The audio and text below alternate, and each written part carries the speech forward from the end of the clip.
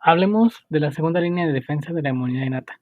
En esta básicamente está comprendida por dos partes. Una es las células que intervienen en diferentes procesos de la respuesta inmune y además una señalización química que es bastante interesante y cómo participan no solo las células específicas del sistema inmune, sino en realidad todas las células. En realidad, todas las células del cuerpo son capaces de participar en la inmunidad, debido a que pueden generar señales químicas para activar a las células linfoides o a otras células que sí participan activamente en la vigilancia inmune. Eh, Sin embargo, pues las que vamos a estar viendo aquí, pues son las que precisamente son los que participan directamente de la inmunovigilancia. Y básicamente van a ser dos tipos, los fagocitos y una de las células linfoides que van a ser los natural killer. Ahorita vamos a entender la función que desempeña cada uno de ellos. Los fagocitos, pues básicamente como su nombre lo dice, su función principal es fagocitar.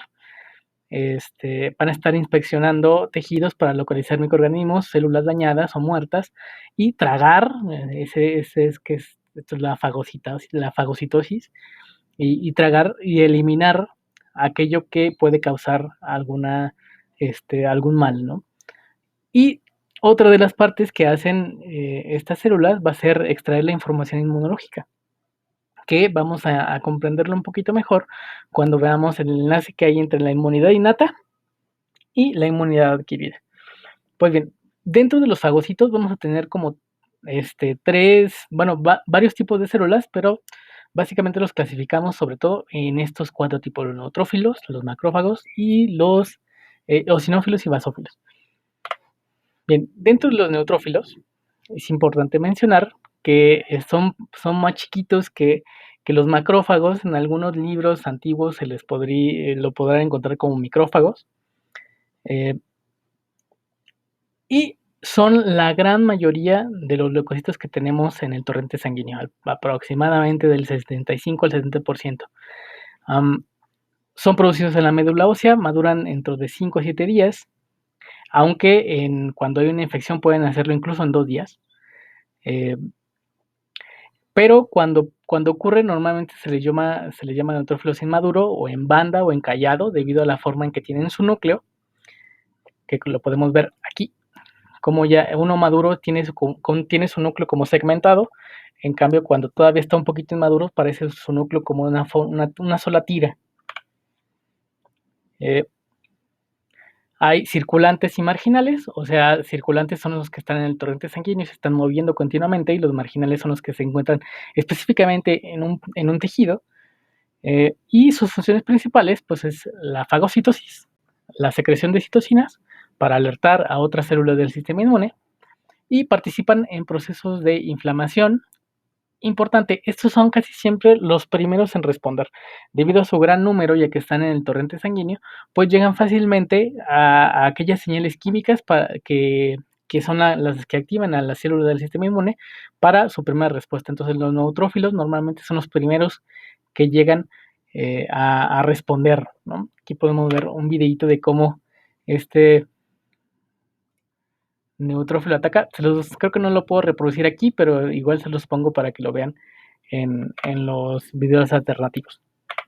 Bien, hablando de los macrófagos, son mucho más grandes que los neutrófilos, representan aproximadamente el 10% de los linfocitos circulantes, aunque también existen muchos macrófagos que están fijos en los tejidos.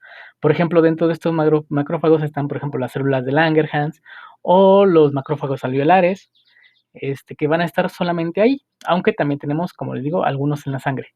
Su principal función es la fagocitosis, como su nombre lo dice, la secreción de citocinas para generar una respuesta de fase aguda. Ahorita vamos a platicar un poquito de eso al respecto. Y participan también en procesos de inflamación, ¿no?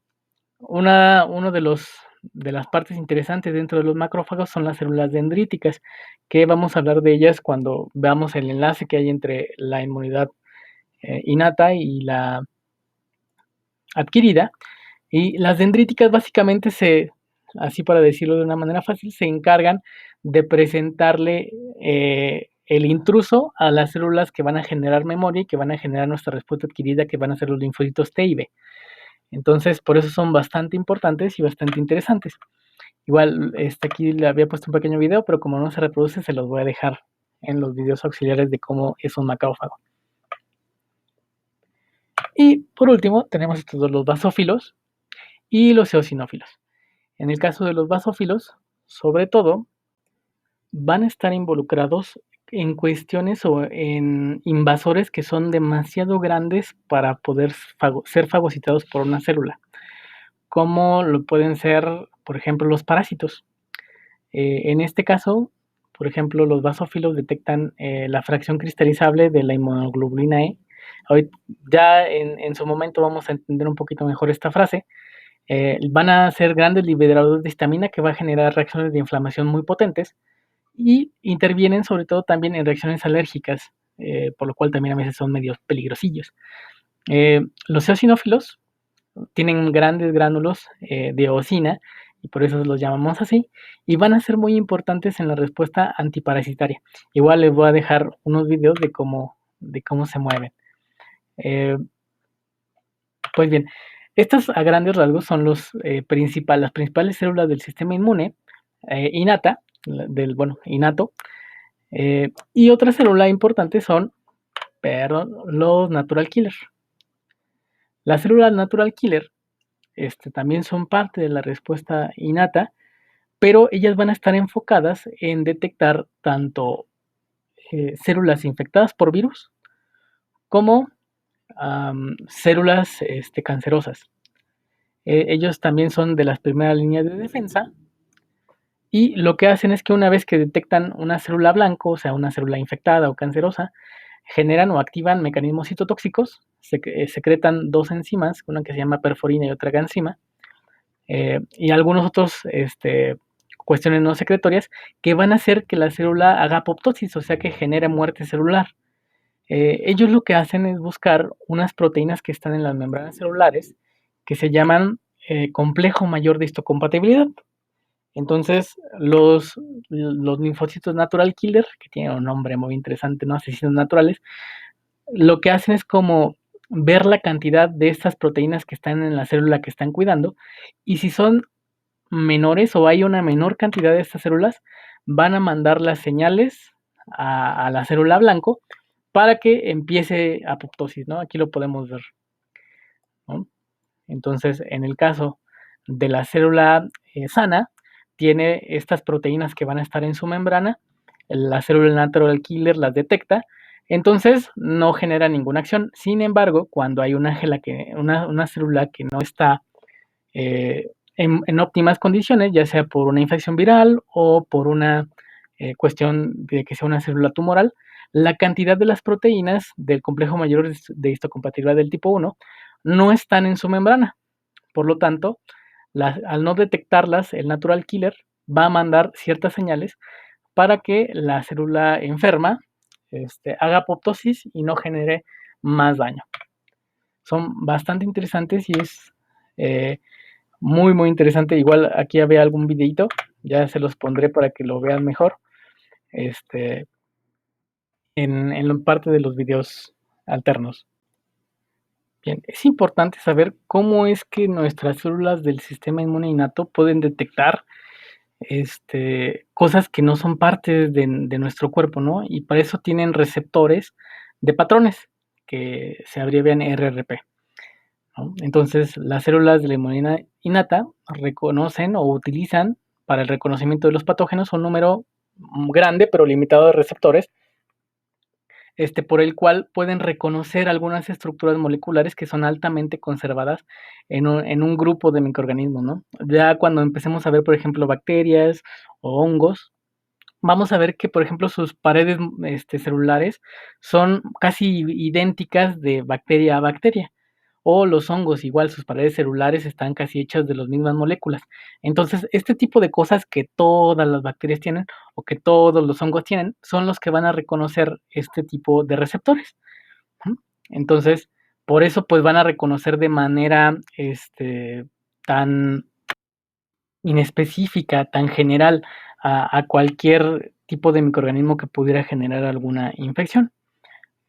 Estos se van a expresar en la superficie celular o en algunos compartimentos intracelulares, o pueden ser secretados en líquidos corporales. Ya hablaremos de ellos en su momento. Por ejemplo, el sistema del complemento, que también lo vamos a ver. Entonces, ¿qué es lo que reconocen estos receptores? Reconocen algo que se llama PAMPs, que son patrones moleculares asociados a patógenos. Obviamente PAMPs son sus siglas en inglés, pero básicamente, como les decía, estos PAMPs se encuentran presentes en todos los microorganismos de un grupo, pero no en los huéspedes. O sea, no son células no son, pero moléculas que nosotros estemos produciendo normalmente, porque pues entonces ahí habría ahí una irregularidad, ¿no? Que tanto en el externo como en el interno las células estuvieran produciendo la misma molécula, sería bastante peligroso. Entonces, también otra cosa importante de esta característica de los PAMPs es que estas moléculas son esenciales para la supervivencia o la patogenicidad del microorganismo. Por ejemplo, como les decía, las moléculas que están en la pared celular o en la membrana celular de bacterias y hongos, pues sin esa pared o sin esa membrana, pues básicamente no puede vivir la célula invasora. Entonces es muy necesaria y tiene que estar ahí. Y otra, son, son compartidos por clases enteras de microorganismos. Como decía, las paredes celulares de hongos sin bacterias, pues todos los hongos van a tener los mismos componentes en su pared y todas las bacterias tienen casi los mismos componentes. Entonces, es esta, ¿no? Por eso son inespecíficos estos PAMPs que detectan las células del sistema inmune innatas. Y aquí, por ejemplo, se los pongo, ¿no? Estas características que están en el exterior de los microorganismos, pues son precisamente epítopos o epítopes que van a ser detectadas por las células del sistema inmune. Estas proteínas en específico se van a compartir por un gran número de bacterias y pues van a generar una respuesta en el sistema inmune de las células, de las células del sistema inmune. Vamos a hablar un poquito con más detalle acerca de los receptores que tienen, por ejemplo, neutrófilos o los macrófagos. Estos son principalmente distribuidos en la superficie de las células del sistema inmune y vamos a ver sobre todo de 3 tipos. No me interesa mucho que se aprendan los nombres porque hay muchos tipos de receptores, pero los agrupamos en 3 tipos. Los tipo TOL, que van a ser activadores celulares, los tipos de lectina tipo C, eh, los receptores Scavenger, que son otro tipo de receptores. Cada uno de ellos, como ven, tienen la capacidad de reconocer ciertas cosas, ¿no? Algunos reconocen carbohidratos, otros van a reconocer péptidos, que son parte de proteínas, etcétera, ¿no? Y estos pues van a hacer que la célula inmune se active y genere su función.